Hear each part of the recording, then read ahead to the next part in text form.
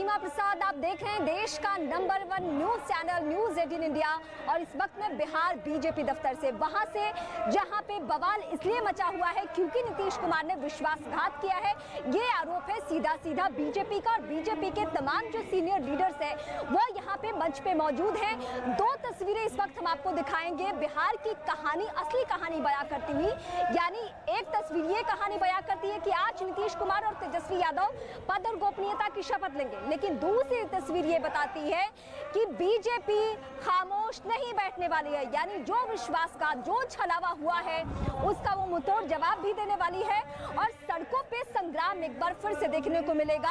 हाँ, सड़कों पे अब आरजेडी नहीं बल्कि आज की विपक्षी पार्टी बीजेपी होगी। तो इस वक्त की जो सबसे बड़ी तस्वीर निकलकर बिहार से सामने आ रही है वो ये कि बीजेपी के जितने सीनियर लीडर्स हैं, चाहे वो रविशंकर प्रसाद हो, नित्यानंद राय हो, राकेश सिन्हा हो, भले ही वो राज्यसभा सांसद लेकिन उनका ताल्लुक बिहार से है, तो ये सारे लीडर्स यहाँ पहुंचे हुए हैं और वो मंच पर एक सुर में नीतीश कुमार को सवालों के घेरे में ले रहे हैं। अभी तक बीजेपी को हमने सुना था, यानी बिहार बीजेपी को, कि वो हमेशा लालू प्रसाद यादव या फिर आरजेडी को सवालों के घेरे में, लेकिन आज आरजेडी को नहीं बल्कि नीतीश कुमार को सवालों के घेरे में लिया जा रहा है, सिर्फ इसलिए क्योंकि नीतीश कुमार ने जो पब्लिक ने वोट दिया था उसका अपमान किया है, बीजेपी के अनुसार विश्वासघात किया है।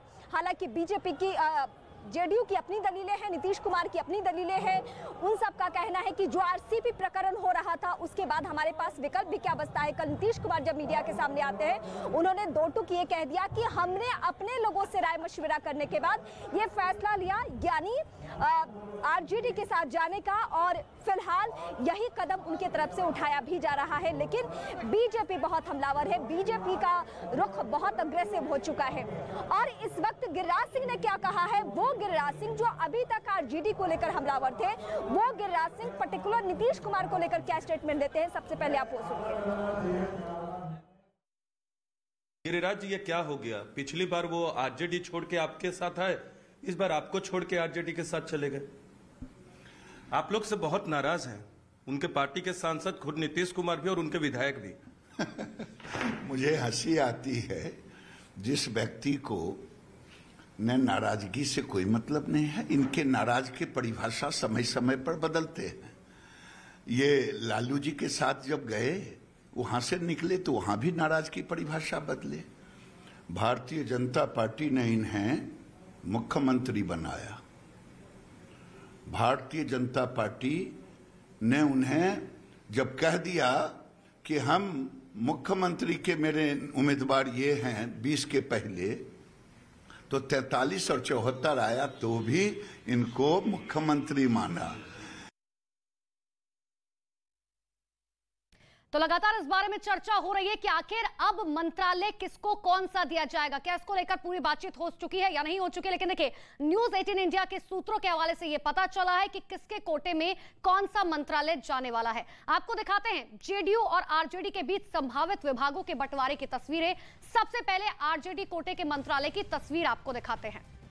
तो सबसे पहले बात कर लेते हैं कि आखिर आरजेडी के कोटे में कौन सा मंत्रालय जाने वाला है। जो जानकारी अब तक है कि पथ निर्माण विभाग जो है वो आरजेडी के कोटे में जाएगा। आगे बढ़ते हुए जो बात निकलकर सामने आ रही है कि वित्त एवं वाणिज्य कर विभाग जो है वो भी आरजेडी के कोटे में जाएगा। इतना ही नहीं, स्वास्थ्य विभाग जो सबसे महत्वपूर्ण भी माना जाता है गृह मंत्रालय के बाद, वो स्वास्थ्य विभाग भी जो है वो आरजेडी के खाते में जाएगा। साथ ही आरजेडी के खाते में जो जाएगा वो है नगर विकास एवं आवास विभाग, यानी कि सब कुछ जो है कई बड़े मंत्रालय जो है वो आरजेडी के खाते में जाने वाले हैं। साथ ही आगे बढ़ते हुए पिछड़ा वर्ग और अति पिछड़ा वर्ग भी आरजेडी के खाते में जाएगा।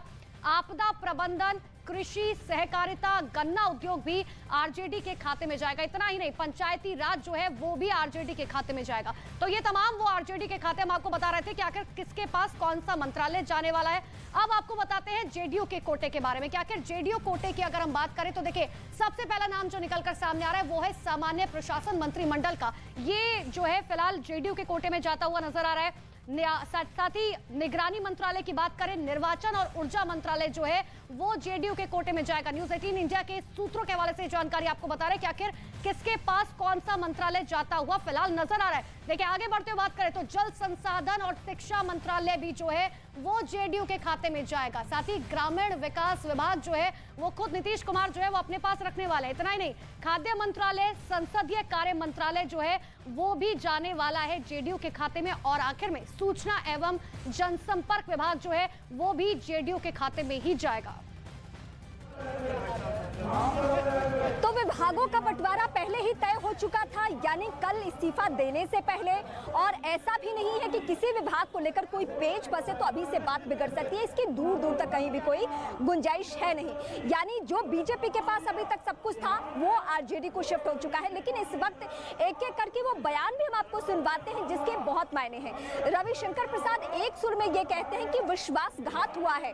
क्यों कहा उन्होंने नीतीश कुमार को लेकर, उनका लहजा और क्यों तल्ख हो चुका है, सख्त हो चुका है, बयान सुनिए पहले आप।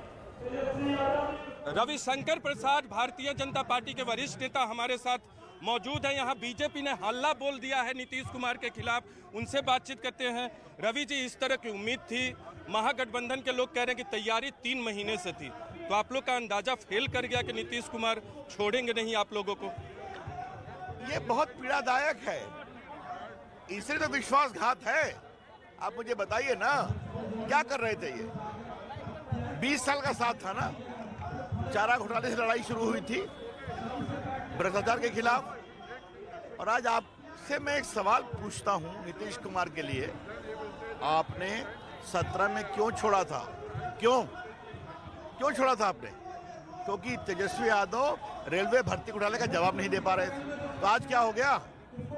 बोल रहे हैं कि विधायक और उनके सांसदों ने कहा कि एनडीए के साथ अब नहीं बने रहना है। आपकी पार्टी के कुछ नेता कह रहे हैं कि पीएम बनना चाहते हैं वो। पहली बात यह है कि उनके सांसदों से पूछिए कि 19 में वो जीते थे मोदी जी के नाम पर कि नीतीश कुमार के नाम पर, वो उनसे पूछिए आप। 20 में जीते थे नरेंद्र मोदी जी के नाम पर, जो उन्होंने कैंपेन किया था कि उनके नाम पर। तो देखिए ये सब तो बहाना है, शुद्ध विश्वासघात है। नरेंद्र मोदी जी के नाम पर जीतना 19 में, नरेंद्र मोदी के नाम पर जीतना 20 में, कम सीट आई फिर भी मोदी जी ने उनको मुख्यमंत्री बनाया। उसके बावजूद ये करना तो प्रदेश की जनता का जवाब देगी। तो वैसे तो बिहार का हर चुनाव बहुत दिलचस्प होता है, लेकिन ये बदले हुए समीकरण में वाकई और यकीनन जो 2024 का लोकसभा चुनाव होगा, 2025 का विधानसभा चुनाव होगा, वो भी बहुत दिलचस्प होने जा रहा है, क्योंकि बीजेपी ने अपना रुख क्लियर कर दिया है। आज से मैं सीधे नीरज का रुख करती हूँ, मेरे सहयोगी इसी बीजेपी दफ्तर से है, जहाँ पे जितने भी पार्टी के सीनियर लीडर्स है वो एक साथ मंच पर है और सवालों के घेरे में नीतीश कुमार है। नीरज, इस वक्त जो 2024 को लेकर मैं कई सारे स्लोगन सुन रही हूँ कि 2024 में पटखनी देंगे, हम नीतीश कुमार को सबक सिखा देंगे। वाकई बीजेपी ने आज से कमर कस ली है और चुनाव की तैयारियां शुरू कर दी है कि अब बीजेपी को यहाँ पे चुनौतियां अलग तरीके से फेस करनी है। देखिए, बिल्कुल बीजेपी को चिंता 2024 के लोकसभा चुनाव और 2025 के विधानसभा चुनाव को लेकर जरूर है, क्योंकि भारतीय जनता पार्टी को इस बात का एहसास है, इल्म है कि अगर आरजेडी, जेडीयू और कांग्रेस पार्टी एक साथ चुनाव मैदान में उतरेंगे और लेफ्ट और हम के पार्टियां एक साथ चुनाव मैदान में उतरेंगी तो 2024 का लोकसभा चुनाव बहुत कठिन होगा भारतीय जनता पार्टी के लिए। गिरिराज सिंह ने कहा कि 2014 के लोकसभा चुनाव में जेडीयू को पस्त किया था, लेकिन तब जेडीयू अकेले चुनाव मैदान में उतरी थी। अकेले आप पस्त कर सकते, लेकिन जब ये पार्टियां महागठबंधन की एक साथ होती हैं तो आपको हराना मुश्किल होगा। भारतीय जनता पार्टी आज प्रदेश मुख्यालय में, इसके बाद जिला मुख्यालयों में और फिर मंडल मुख्यालयों में धरना देगी। नीतीश के खिलाफ हल्ला बोला है, तेजस्वी के आक्रामक बयानों की याद दिला रहे नीतीश कुमार को तमाम भारतीय जनता पार्टी के नेता। और एक बार फिर आपको तस्वीरें दिखा दें, यहाँ प्रदेश मुख्यालय में तमाम बीजेपी के बड़े नेता मौजूद हैं, रविशंकर प्रसाद, शाहनवाज हुसैन, इसके अलावा और दूसरे बड़े नेता मंगल पांडे, गिरिराज सिंह, तमाम बड़े नेता भारतीय जनता पार्टी के मौजूद हैं और लोगों को संबोधित कर रहे हैं। नीतीश कुमार को पलटू कुमार, विश्वासघाती कुमार, वक्त के साथ बदलने वाले का आरोप लगा रहे हैं, लेकिन अब जो तस्वीर बदलनी थी सत्ता की बिहार में वो बदल चुकी है। और सबसे खास बात जी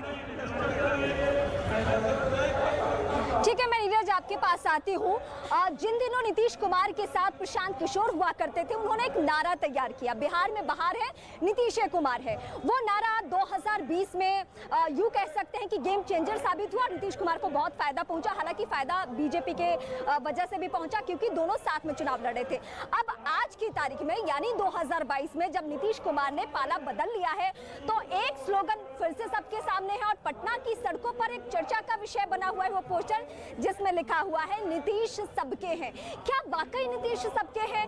ये किसको मैसेज देने की तैयारी है और नीतीश कुमार का ये पोस्टर क्या मैसेज देने की कोशिश कर रहा है? ये तमाम जो बड़ी बातें हैं, जो सियासी दिलचस्पी रखने वाले लोग हैं, एक रिपोर्ट देखें फिर जाने और समझे कि इस पोस्टर के मायने क्या है।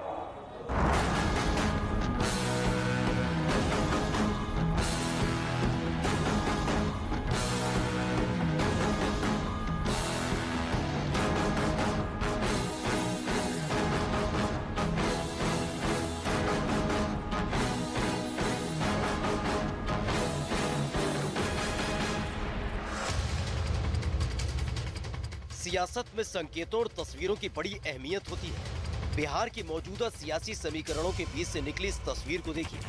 इस बड़े से पोस्टर में लिखा है नीतीश सबके हैं। इस पोस्टर के वैसे तो कई मतलब निकलते हैं, लेकिन दावा किया जा रहा है कि नीतीश कुमार का ये पोस्टर 2024 की सियासत के साफ संकेत दे रहा है। मतलब 2024 के लोकसभा चुनाव में पीएम पद के उम्मीदवार, 2024 के लोकसभा चुनाव में पीएम मोदी से सीधी टक्कर, 2024 के लोकसभा चुनाव में यूपीए का चेहरा। एक साथ इनके पास 5 पार्टियों की मीटिंग एक साथ सब लोग थे और जैसे ही हमने वहां त्याग पत्र दिया तो इनके यहाँ गए और सब लोगों ने एक साथ और उसके बाद फिर मांझी जी पहुंचे तो 7 पार्टियां एक साथ। आप समझ लीजिए कि विधानसभा में 164 इंडिपेंडेंट, 164 और इसके अलावा एक इंडिपेंडेंट हम लोगों के साथ, तो 7 पार्टी और एक अकेला इंडिपेंडेंट। यानी नीतीश कुमार की वो पुरानी कसर जिसकी चर्चा भले ही खुद नीतीश कुमार न करते हों, लेकिन गाए पगाए उनके नेता जरूर करते आए हैं। 2015 में महागठबंधन की जीत के बाद भी नीतीश कुमार को पीएम मटेरियल बताया गया था और अब एक बार फिर जेडीयू संसदीय बोर्ड के अध्यक्ष उपेंद्र कुशवाहा का ट्वीट अपने आप में सारी कहानी कहता दिखाई दे रहा है। मुख्यमंत्री नीतीश, आप आगे बढ़िए, देश आपका इंतजार कर रहा है। राहुल गांधी तो हमारे हैं ही लीडर जी, वो तो प्राइम मिनिस्टर कैंडिडेट है ही, इसमें तो कुछ बात करना नहीं है। कौन बोलने से क्या होता है, वो है। लेकिन नीतीश कुमार जी भी एक चेहरा है बिहार में। अगर ये साथ आए हैं तो निश्चित हम लोग साथ मिलकर चुनाव लड़ेंगे, इसमें दिक्कत कहाँ है। नीतीश कुमार के इस दाव ने मोदी विरोधियों को चेहरा चमकाने का मौका दे दिया है। सोनिया गांधी और राहुल गांधी नीतीश कुमार को फोन कर बधाई दे चुके हैं। सूत्रों के हवाले से खबर तो ये भी है कि नीतीश कुमार को यूपीए का संयोजक भी बनाया जा सकता है। यानी 2024 की सियासत के साफ संकेत 2022 में दिखाई देने लगे। हैरानी इस बात की भी है कि कल तक नीतीश कुमार को पानी पी पी कर कोसने वाले तेजस्वी यादव की नजर में अचानक ही सब कुछ अच्छा हो गया। सुनिए क्या कहा तेजस्वी यादव ने जब उनसे नीतीश कुमार की प्रधानमंत्री पद की उम्मीदवारी पर सवाल किया गया। और ये कोई अपना इंटरेस्ट नहीं है, ये बिहार का इंटरेस्ट है, बिहार के नौजवानों का इंटरेस्ट है। इसलिए 10 लाख जो रोजगार देने की बात किए थे, क्या आपकी सरकार में हम लोगों की बात चलेगी? अभी तो 10 लाख नौकरी, एक बार तारीख तो तय हो जाने दीजिए। 10 लाख तारीख तय हो जाने दीजिए, जनता के दुख दर्द को दूर किया जाएगा। बिहार की सियासत में हाशिए पर पड़े चेहरे नीतीश कुमार के पैंतरा बदलने के बाद अब मुख्य धारा में आ गए। तो वहीं दूसरी तरफ बीजेपी नीतीश कुमार के पीएम वाले ड्रीम प्रोजेक्ट पर निशाना साध रही है। पार्टी का दावा है कि भले ही नीतीश कुमार ने बिहार के सियासी समीकरणों को बदल दिया है, लेकिन 2024 की तस्वीर के एक ही नायक है और वो है नरेंद्र मोदी। उनके महत्वाकांक्षा सब पर भारी है, प्रधानमंत्री बनना। क्या बनेंगे प्रधानमंत्री? यहाँ तो जगह नहीं है कि उम्मीदवारों हों। अब उम्मीदवार हो सकते हैं तो आरजेडी के साथ मिल करके। और राजद, कांग्रेस, जनता दल को गलतफहमी है कि हम तीनों मिल जाएंगे तो लोकसभा के चुनाव के अंदर नरेंद्र मोदी को पराजित कर देंगे। वो भूल रहे हैं आज नरेंद्र मोदी की लोकप्रियता 2014-2019 से भी कई गुना ज़्यादा है। ये कितनी भी ताकत लगा लें, 2024 में नरेंद्र मोदी को प्रधानमंत्री बनने से और हम बिहार में प्रचंड बहुमत के साथ हम बिहार में लौट कर आएंगे। आज नोट कर लीजिए, ये सरकार 2025 पूरा नहीं करेगी, उसके पहले ये सरकार गिर जाएगी। वैसे ये कोई पहला मौका नहीं था जब नीतीश कुमार ने अपनी राजनीतिक महत्वाकांक्षाओं को साधने के लिए इस तरह का दाव खेला। बिहार के सियासी इतिहास में कई बार उनके यू टर्न की कहानियां दर्ज हैं, लेकिन सवाल यही है, जिस नाराजगी और गुस्से का हवाला देकर उन्होंने बीजेपी से किनारा करके महागठबंधन का दामन थामा है, तो अब इस नई राजनीतिक निष्ठा को वो कब तक निभा पाएंगे। सवाल तो ये भी है कि इस वायरल पोस्टर से जो संदेश और लक्ष्य दिखाई दे रहा है, क्या वो पीएम मोदी के आगे पूरा हो पाएगा। तो बिहार में चल रहे सियासी घटनाक्रम के बीच कुल 164 विधायकों की लिस्ट राज्यपाल को सौंपी गई है। आइए आपको दिखाते हैं कि इस 164 में किन किन पार्टियों के कितने विधायक हैं। तो देखिए, महागठबंधन की सबसे पहले बात कर लेते हैं। महागठबंधन में जेडीयू के 45 हैं, साथ ही आरजेडी की बात करें तो आरजेडी के 79 हैं, क्योंकि जिस मैंडेट के साथ जीती थी आरजेडी उसी के सभी विधायक जो हैं फिलहाल इस महागठबंधन में मौजूद हैं। कांग्रेस की बात करें तो कांग्रेस के 19 विधायक मौजूद हैं, साथ ही लेफ्ट के 16, हिंदुस्तानी आवाम मोर्चा के 4 और निर्दलीय विधायक भी इसमें शामिल हैं। यानी कि कुल मिलाकर ओवरऑल की बात करें तो कुल विधायक हुए 164, जबकि 243 सीटों वाली बिहार विधानसभा में बहुमत के लिए मात्र 122 का आंकड़ा चाहिए, जबकि महागठबंधन के पास बहुमत से 42 विधायक ज्यादा है।